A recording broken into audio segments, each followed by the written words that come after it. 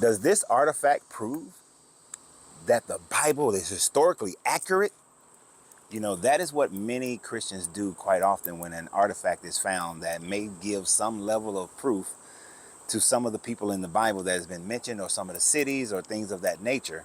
And they jump to this massive conclusion saying that this proves the entire Bible must be correct. So what is this? Well, this is a pendant that was found, or a seal that was found in the city of Jerusalem. They like to say the city of David. As I was perusing through some of the archaeological digests and journals, I happened to see that Fox News actually reported on this, where they talk about this pendant being found and that it dates back 2,700 years ago. So that puts this pendant right around the 700 BCE area. And what they're saying is that because this pendant was found in the city of David, it shows the Assyrian influence on the city of Jerusalem and how important the city was during that time frame of around 700 BCE. Now, historically, we know that this should be around about the time frame of Hezekiah. And the thing about it, Hezekiah, we know, stood fast against Assyria while they laid siege on them until he bribed the Assyrian king Sennacherib into leaving Jerusalem alone after the Assyrians had conquered the overwhelming majority of the northern Israelite kingdom. And that this shows the Assyrian influence on them. And the language that's written on here is Proto-Hebrew. So it shows that there's a combination of the two, that it most likely was something that was utilized or worn, because it does have a hole in it where you can strap it around your neck. But it is written in Proto-Hebrew, so it means that somebody who was Hebrew probably wore it, but it has Assyrian symbology all over it. And we're going to get to that in just a minute. So one of the finer points of this that gives it some level of historicity, and I'm going to let you guys read this for yourself, because we're looking at that 7th to 8th century BCE. So that is your 700s, 600s BCE. And the names, because I do not speak Hebrew, but the name of you can read it right there. That's what's written on the script. And we find that in Chronicles and in Jeremiah that that those names are similar to, or familiar to, they're similar to other names in the Bible, that those names could actually be mentioning, just written in the Proto-Hebrew, and then the Bible written in a different, later version of Hebrew.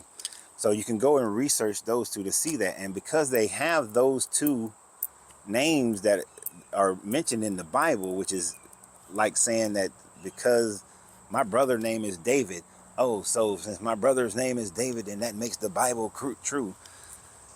It could have been anybody. It doesn't necessarily have to be the military officers that are mentioned in those portions of the Bible who came under those exact same names. Now, the archaeological authorities like to use these types of things in order to say that the Bible is true. The Bible is correct. It's historical. Because there was a guy back then, his name was David, and we found something that says that there was a guy named David. He had a house of David.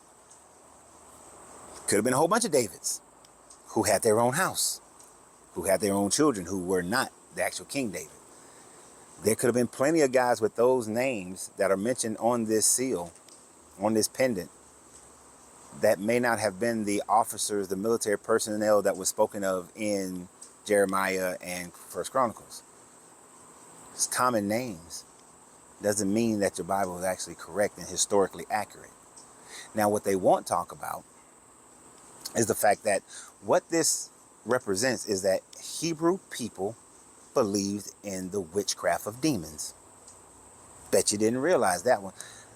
Fox News report said something about it. The Israeli department didn't say too much about it.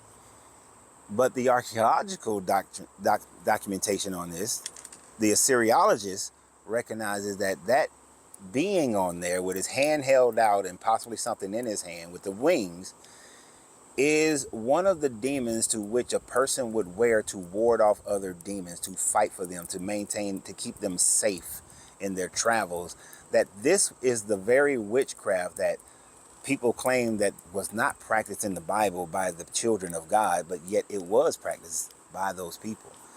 It's like one of those things when I explain to people how the Israelites practiced child sacrifice, or practiced the Moloch, not to Moloch, the Moloch. That they also practiced demonology, that they also believed in multiple gods. They practiced witchcraft. And this just proves it when an Israeli is walking around with his medallion, even though I wear it for fashion. I care less about what people think it means.